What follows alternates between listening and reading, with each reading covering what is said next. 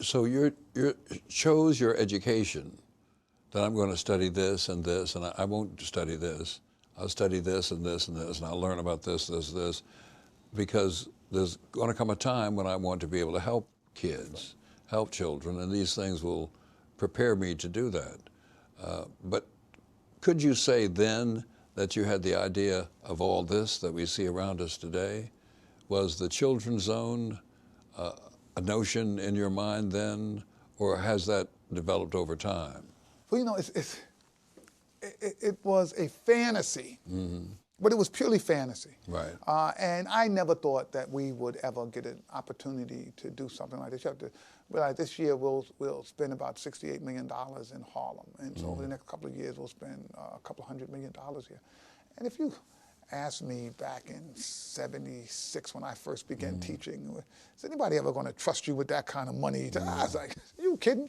They know where I come from. They're never going to trust me to do something like that. So it's part of what I think we're doing different. And one of the interesting things I think about my own role in this work is that I actually decided I'm not going to play along the margins. I'm going to actually try and figure out how to fix this, right? So I want to fix it. So every time you try to fix it, people tell you all the things, the reasons you can't. Well, you got housing, you got health, you have mental health, you got education, you got child care, you got poverty. I mean, and I kept saying, okay, so we have to solve each one of these areas. We have to figure out what we can do, and then we'll be able. And every time you began to try and sort of peel one thing off, there was another thing and another. And after a while, people threw up their hands and said, well, I can't do all of that. I'll do this, but this is all I can do, and I'll do it for this group of kids. So when we began to say, well, why don't we figure out how to go into a community, and we decided it's going to be 97 blocks, and help all of the children from birth straight through to graduation. Why don't we just figure out what that looks like, and what kind of supports would they need, and what would we have to do with their parents, and how would we build a team to do that? That was a very liberating thought. I never knew where the money was going to come from. I mean, when someone said, well, how are you going to pay for all of this? I never knew where the money was going to come from.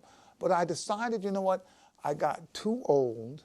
I said that, I haven't really been honest about what it would take to really, I think, stop this generational poverty. The group of kids that I grew, the same community I grew up in, their people are as desperately behind today as when I was there in the 50s. I go once a year, we have something we call Old Timers Day in the South Bronx, and I go back. And I just say, why? We could fix this. We know how to fix it. It never was everywhere. See, New York City is not everywhere in New York City. The same pockets, the same issues, they've lasted all of this time. And I said, we could figure out how to do this. And so, no, I never thought at the time when I began this work, I wanted to be a teacher, and I wanted to save 20 kids. I said, if I could save 20, and then when I had done that, I said, wow, maybe I could save 2 classrooms. Then I couldn't teach anymore. I said, well, I'll run the school, and then maybe I could save all 200 kids. And he said, well, what if we, and so it started from there, and it really became, as I think I opened up the possibility that it could be more. It sort of made me think about, then what is it that you're really trying to do?